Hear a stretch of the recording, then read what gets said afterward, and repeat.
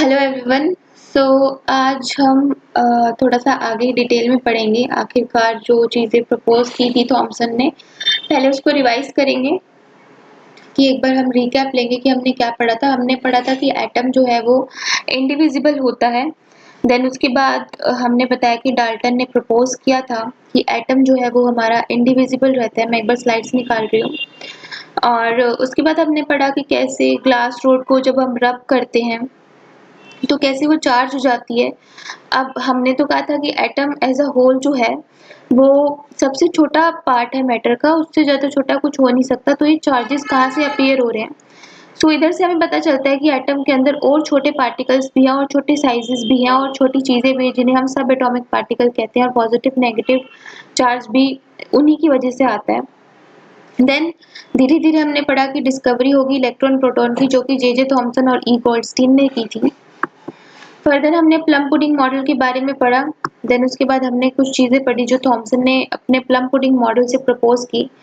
Thompson ने propose किया कि एक एटम जो है that consists of positively charged sphere and electrons are embedded in it. तो अब एक्चुअल में हमने पढ़ा कि हमने प्लम पुडिंग मॉडल को वाटरमेलन मॉडल से भी डिनोट किया कि कैसे एक वाटरमेलन सर्कुलर शेप में होता है और उसमें जितना भी रेड पार्ट है वो उसको हम डिनोट करते हैं पॉजिटिव चार्ज से, और जितना भी रेड फ्लैश है वो इक्वली डिस्ट्रीब्यूटेड होता है। उसके अंदर छोटे छोटे ब्लैक कलर के जो सीड्स होते हैं उनको हम इलेक्ट्रॉन्स कहते हैं। नेगेटिव एंड पॉजिटिव चार्जेस जो होते हैं वो इक्वल अमाउंट में मैग्नीट्यूड में प्रेजेंट होते हैं और atom as a whole neutral होता है। थॉमसन ने ये सारी चीज़ें बताई, लेकिन फिर भी कुछ साइंटिस्ट थे जिन लोगों ने ये कहा कि ये एक्सपेरिमेंट जो है हमारी एक्सप्लेनेशन के अकॉर्डिंग नहीं है, जो मॉडल हमने एक्सप्लेन किया उसको ये फॉलो नहीं करता है। तो लिमिटेशंस ऑफ थॉमसन मॉडल, कि थॉमसन पुडिंग मॉडल की क्या क्या लिमिटेशंस रही, अब हम इसको पढ़ेंगे। Could not tell about the stability of atom, उसने ये तो बता दिया कि पॉजिटिव और नेगेटिव चार्ज जो होते हैं वो इक्वल होते हैं, यानी कि जितना पॉजिटिव चार्ज है उतना नेगेटिव चार्ज है। यानी अगर 10 यूनिट पॉजिटिव चार्ज है तो 10 यूनिट ही नेगेटिव चार्ज एटम के अंदर होगा। यानी ये दोनों ही चीजें इक्वल अमाउंट में प्रेजेंट होगी, यानी इनकी मैग्नीट्यूड मैग्नीट्यूड यानी कि जो नंबर है कि कितना अमाउंट है वो इक्वल होगा। लेकिन वो ये नहीं बता पाया कि एटम स्टेबल होते हैं या नहीं होते। स्टेबल यानी कि अब हमारे आसपास जितनी भी चीजें हैं वो आपस में ऐसा तो नहीं है कि रिएक्ट ही करती रहती हैं एक दूसरे से, कोई न किसी चीज में चेंज ही होती रहती है, ऐसा नहीं है। ऐसा इसलिए क्योंकि हमारा जितना भी मैटर है वो किससे बना है? एटम से बना है, और एटम जो है वो स्टेबल है। तो ये स्टेबिलिटी की बात जो है वो हमारे थॉमसन एक्सप्लेन नहीं कर पाए। He didn't told about the nucleus which is a very major part of atom, और वो ये भी नहीं बता पाए कि एटम के अंदर एक न्यूक्लियस होता है। ठीक है, जो कि अभी फर्दर डिस्कवरी होगी, आगे जो एक्सपेरिमेंट्स हम पढ़ेंगे। एज वो ये दो चीजें नहीं बता पाए, इस वजह से एक और साइंटिस्ट हुए जिनका नाम रदरफोर्ड है, उन्होंने एक अपना एटॉमिक मॉडल दिया। तो जब भी कोई साइंटिस्ट डिस्कवरी करता है, जैसे सपोज आप लोग क्लास 7th में जा रहे हैं 6 से, तो आपको पहले टीचर क्या बताती है? पहले 6 का रिवाइज कराती है, फिर ही तो 7th के नए कॉन्सेप्ट्स इंट्रोड्यूस करती है। सिमिलरली रदरफोर्ड जब एटम पे डिस्कवरी कर रहे थे, उनको जानना था और कि इलेक्ट्रॉन्स क्या होते हैं और पॉजिटिव चार्ज कैसे आता है, नेगेटिव चार्ज कैसे आता है। तो उन्होंने क्या किया? पहले उन्होंने प्लम पुडिंग मॉडल पढ़ा जो थॉमसन ने बताया था। उसको पढ़ने के बाद उनको ये आइडिया लगा कि जो हमारा एटम है उसके अंदर एक चीज होती है जिसे हम इलेक्ट्रॉन कहते हैं, और एक पॉजिटिव चीज होती है जो कि इक्वली डिस्ट्रीब्यूटेड होती है। तो उनके दिमाग में भी यही आइडिया था कि एक एटम जो है एक सर्कुलर सा स्फीयर है जिसके अंदर पॉजिटिव चार्ज इक्वली डिस्ट्रीब्यूटेड है और उसमें छोटे छोटे अमाउंट में इलेक्ट्रॉन्स एम्बेडेड है। ये चीज उनको थॉमसन के मॉडल से पता चल गई। तो उन्होंने जब एक्सपेरिमेंट कंडक्ट किया तो कुछ चीजों को एक्सपेक्ट किया। अब देखते हैं कि आखिर उन्होंने क्या एक्सपेरिमेंट कंडक्ट किया और क्या एक्सपेक्ट किया। So in order to understand more about electron, Rutherford did a gold foil experiment.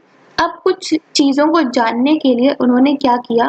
Electron के बारे में और डिटेल में जानने के लिए उन्होंने गोल्ड फॉइल एक्सपेरिमेंट से हमें पता चलता है कि उन्होंने एक गोल्ड की फॉइल ली होगी। आप लोग जब रोटी खाते हैं, लंच बॉक्स ले जाते हैं, तो उसमें आप एल्यूमिनियम फॉइल से अपनी रोटी को पैक करते हैं। जैसी एल्यूमिनियम फॉइल होती है वैसी गोल्ड की भी फॉइल होती है। ही used fast moving alpha particles. Alpha particles और कुछ नहीं, हीलियम के पार्टिकल्स होते हैं। जो हीलियम एटम होता है उसी को हम अल्फा पार्टिकल कहते हैं। And bombarded them on the by mistake यहाँ अल्फा पार्टिकल्स हो गया and bombarded them on the gold foil. तो अब उन्होंने क्या किया, इन अल्फा पार्टिकल्स को लेके किस पे बम्बार्ड किया, बम्बार्ड यानी फेंकना शुरू किया गोल्ड फॉइल पे। अब ऐसा नहीं है कि आप बॉल लेके उठा के फेंक रहे हैं, जो ये हीलियम के पार्टिकल हैं ये बहुत ही ज्यादा हल्के होते हैं और इनकी बहुत हाई स्पीड होती है, और ये एक पर्टिकुलर सोर्स यानी जैसे हम लोगों के घरों में बल्ब होता है, लाइट होती है, उसी से हमें बल्ब से ही हमें या ट्यूबलाइट से ही हमें लाइट मिलती है, ऐसे हीलियम का भी सोर्स होता है जहाँ से हीलियम या अल्फा पार्टिकल्स निकलते हैं। तो उन्होंने उस सोर्स को लिया और उस सोर्स को जैसे स्विच ऑन किया तो उसमें से कई सारे हीलियम के पार्टिकल्स निकलने लगे और उन हीलियम के पार्टिकल्स को उन्होंने किस पे फेंका, गोल्ड फॉइल पे फेंक दिया। इस वजह से हम इसको क्या कहते हैं, गोल्ड फॉइल एक्सपेरिमेंट कहते हैं। Alpha particles are doubly charge helium ions. Helium ions क्या होते हैं, क्या किसी को पता है आयंस क्या होते हैं? आयंस वो चीजें होती हैं, वो पार्टिकल होते हैं जिन पे पॉजिटिव और नेगेटिव चार्ज होता है। सो अब हम हीलियम की आयंस ले रहे हैं, यानी कि हम पॉजिटिवली चार्ज हीलियम का एक आयन ले रहे हैं, हीलियम का एटम नहीं ले रहे हैं। एटम पे जब पॉजिटिव चार्ज आता है तो वो आयन में कन्वर्ट हो जाता है, तो हम हीलियम का आयन ले रहे हैं, एटम नहीं आयन, मतलब कि हमने हीलियम में कुछ इलेक्ट्रॉन को रिमूव कर रखा है। Now, it was expected that alpha particles would be deflected by subatomic particles in the gold atoms. अब ये एक्सपेक्ट किया गया था कि जो अल्फा पार्टिकल है वो डिफ्लेक्ट हो जाएंगे, यानी कि जैसे ही वो इस पर्टिकुलर एटम पे जाएंगे तो वो इससे डिफ्लेक्ट हो जाएंगे, यानी कि उनका जो पाथ है वो चेंज हो जाएगा। जैसे आप देखते हैं कि ये जो लाइट ट्रेवल करिए स्ट्रेट करिए, जैसे ही वो एटम को हिट करेंगे उनका पाथ थोड़ा सा चेंज हो जाएगा या तो वो डिफ्लेक्ट कर जाएंगे। सो सब atomic particles in the gold atoms किस वजह से डिफ्लेक्ट कर जाएंगे, जो सब एटॉमिक यानी कि जो और छोटे छोटे पार्टिकल्स गोल्ड एटम के अंदर है उससे डिफ्लेक्ट हो जाएंगे, उनकी वजह से उसका पाथ चेंज हो जाएगा। किसका पाथ, हीलियम आयंस का। But alpha particle scattering experiment gave totally unexpected result. लेकिन जो अल्फा पार्टिकल का जो एक्सपेरिमेंट है, जो गोल्ड फॉइल एक्सपेरिमेंट है, वो टोटली अलग रिजल्ट देता है, जो कि बहुत ही अनएक्सपेक्टेड, यानी कि रदरफोर्ड ने सोचा ही नहीं होता ऐसा result alpha particle scattering experiment देते हैं। अब हम देखेंगे कि गोल्ड फॉइल का क्या मॉडल रहता है। This is the Thompson model. ये प्लम पुडिंग मॉडल है जिसमें आप देख रहे हैं जो रेड पोर्शन है ये इक्वली डिस्ट्रीब्यूटेड है और ये पॉजिटिव चार्ज को डिनोट करता है, और जो ये ब्लू कलर की डॉट्स हैं ये इलेक्ट्रॉन डिनोट करती हैं, यानी कि छोटे छोटे इलेक्ट्रॉन जो है हमारे वाटरमेलन में एम्बेड हो रखे हैं, अंदर उसके फंसे हुए हैं। अब क्या हो रहा है, जब अल्फा पार्टिकल थ्रो किए गए थे तो ऐसा माना गया था कि एक्सपेरिमेंट कुछ ऐसा होगा कि अल्फा पार्टिकल पास हो जाएंगे या फिर कुछ अमाउंट में उनमें डिफ्लेक्शन होगी। लेकिन जब रदरफोर्ड एक्सपेरिमेंट करते हैं तो उसमें डिफ्लेक्शन यानी कि जो अल्फा पार्टिकल के पाथ में चेंज है वो कुछ ऐसा आता है। तो जब चीजें ऐसी आती हैं तो रदरफोर्ड शॉक हो जाते हैं कि भाई थॉमसन के अकॉर्डिंग तो हमारा मॉडल ऐसा होना चाहिए था कि उसमें सारा का सारा मास इक्वली डिस्ट्रीब्यूटेड होना चाहिए था। लेकिन जब रदरफोर्ड अपना मॉडल यानी कि अपना एक्सपेरिमेंट लाते हैं, अपना एक्सपेरिमेंट कंडक्ट करते हैं, जो अल्फा पार्टिकल्स हैं वो कुछ ऐसा फिनोमिना दिखाते हैं। अब इस फिनोमिना को हम डिटेल में पढ़ते हैं नेक्स्ट स्लाइड में। क्या ऑब्जर्वेशन आती है कि most of the fast moving alpha particle pass straight through the gold foil, कि मैक्सिमम जो अल्फा पार्टिकल थे वो सीधे निकल जाते हैं, यानी कि उनमें डिफ्लेक्शन होता ही नहीं है, उनका पाथ ही चेंज नहीं होता। जैसे कि यहाँ पे देख रहे हैं, यहाँ पे मैक्सिमम जो है वो सीधे स्ट्रेट निकल रहे हैं। अब ऐसा क्यों हो रहा है, जब भी कोई सीधी स्ट्रेट निकल जाएगी चीज, इसका मतलब अंदर से एटम क्या है, मैक्सिमम अमाउंट में खाली है। जैसे कि सपोज आपने अपनी आंखों पे पट्टी लगा रखी है, आपके हाथ में एक बॉल है और आपने जैसे देखा होगा पार्क में ऐसे ऐसे कांटेदार फेंसिंग होती है ताकि जानवर ना घुस जाए, उस फेंसिंग के बीच में काफी गैप होता है। अगर आप बॉल को थ्रो करेंगे अपनी आंखों पे पट्टी बांध के तो डेफिनेटली बॉल की क्या टेंडेंसी है, वो मैक्सिमम टाइम इनके बीच से निकल जाएगी क्योंकि इनके बीच में काफी सारे गैप होते हैं। ऐसे ही आप अल्फा एटम्स को या हीलियम आयंस को एक बॉल की तरह समझें। जब आप बॉल को फेंकते हैं तो क्या होता है कि मैक्सिमम बॉल्स यानी कि अल्फा पार्टिकल या हीलियम आयंस जो हैं वो एटम की उस जगह से निकल जाते हैं जो कि खाली होती है, क्योंकि हर जगह इलेक्ट्रॉन तो प्रेजेंट होगा नहीं, कुछ जगह खाली भी होगी, तो उस खाली जगह से ये अल्फा पार्टिकल्स जो है वो निकल जाते हैं। इस वजह से इनमें किसी तरह की कोई भी डिफ्लेक्शन नहीं होती है। So most of the fast moving alpha particles pass straight through the gold foil. Some of the alpha particles were deflected by the foil by small angles, लेकिन कुछ अल्फा पार्टिकल छोटे छोटे एंगल से मुड़ जाते हैं, डिफ्लेक्ट हो जाते हैं। क्यों मुड़ जाते हैं? क्यों? क्योंकि वो किससे टक्कर खा रहे हैं? न्यूक्लियस से टक्कर खा रहे हैं। अब न्यूक्लियस कैसा है? Positively charge. और हमारे हीलियम एटम यानी कि अल्फा पार्टिकल या हीलियम आयन कैसे हैं? पॉजिटिवली चार्ज है। और आप लोगों ने पढ़ा होगा like charges repel each other, यानी पॉजिटिव पॉजिटिव एक दूसरे को क्या करते हैं? रिपेल करते हैं, और पॉजिटिव नेगेटिव यानी ऑपोजिट चार्जेस अट्रैक्ट करते हैं।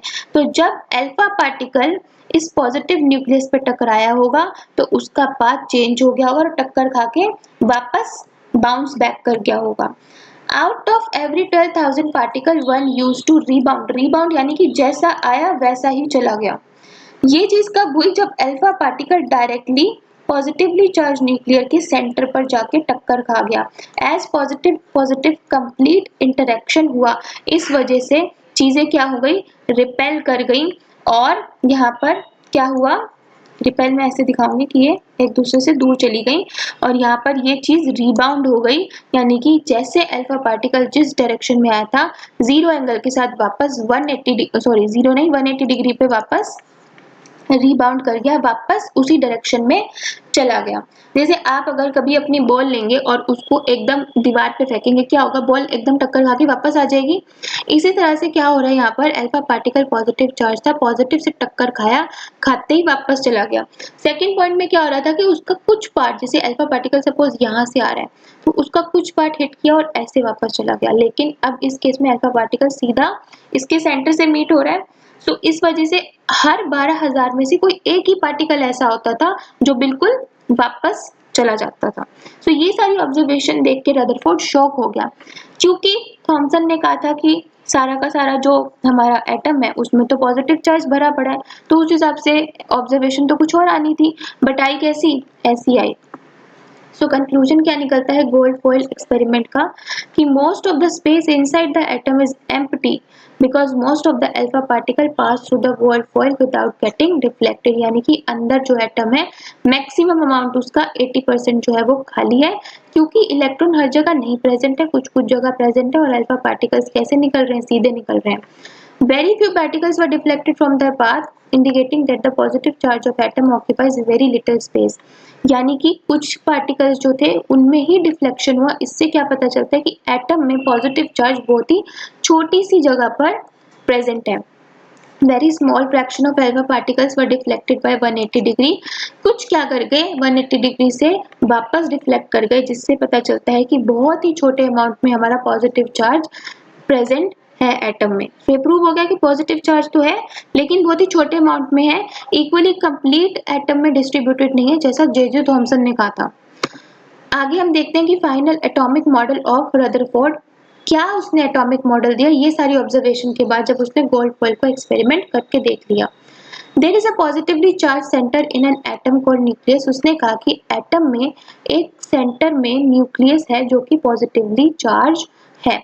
The electrons revolve around the nucleus in a circular path. Electrons जो है वो न्यूक्लियस के आगे पीछे इस तरह से प्रेजेंट होते हैं। ये सारे क्या है? इलेक्ट्रॉन्स हैं। ये बहुत ही रफ डायग्राम है, don't go on the drawing. Circle मतलब इसके आसपास घूमते रहते हैं। Size of the nucleus is very small as compare to size of the atom. Atom के साइज से न्यूक्लियस का साइज बहुत ज्यादा छोटा होता है। जैसे कि सपोज मैं एक इमेजिनरी यूनिट ले रही हूँ, एटम का साइज अगर 10 है तो इसका साइज 2 रहेगा न्यूक्लियस का। तो अब इस मॉडल को हम किससे कंपेयर कर सकते हैं? आप लोगों ने देखा होगा सोलर सिस्टम से कंपेयर कर सकते हैं। सोलर सिस्टम में भी हमारा सन सेंटर में होता है, जिसे हम पॉजिटिव चार्ज कह सकते हैं, और जितने भी प्लैनेट्स हैं वो क्या करते हैं? सन के आसपास रोटेट करते रहते हैं, रिवॉल्व करते रहते हैं। इसी को हम क्या कहते हैं? एटॉमिक स्ट्रक्चर से हम इसको मतलब एटॉमिक स्ट्रक्चर को हम इसका डमी कहते हैं कि जैसे सोलर सिस्टम में प्लैनेट्स रिवॉल्व करते हैं वैसे इलेक्ट्रॉन्स रिवॉल्व करते हैं, और सेंटर में हमारा सन होता है, इसमें सेंटर में पॉजिटिव चार्ज प्रेजेंट होता है। तो ये सारी चीजें रदरफोर्ड ने दी, और उसने बताया कि फाइनल एटॉमिक मॉडल मेरे अकॉर्डिंग, रदरफोर्ड के अकॉर्डिंग ये रहेगा जब उसने क्या किया? गोल्ड फॉइल एक्सपेरिमेंट को कंडक्ट किया। मैं बस यही कहना चाहूंगी कि आखिरी सवाल मेरा यही है कि एक्चुअल में रदरफोर्ड ने गोल्ड फॉइल ही क्यों ली? कोई और ले लेता एल्युमिनियम ले लेता, कॉपर ले लेता, सिल्वर ले लेता, कई सारे मेटल थे, क्यों ली? सो आप लोग प्लीज़ सर्च कीजिए और बताइए कि गोल्ड फॉइल आखिर क्यों ली गई? सिर्फ़ गोल्ड फॉइल को ही टारगेट क्यों किया गया? बाकी चैनल को लाइक, सब्सक्राइब और शेयर करना ना भूलिए। Thank you.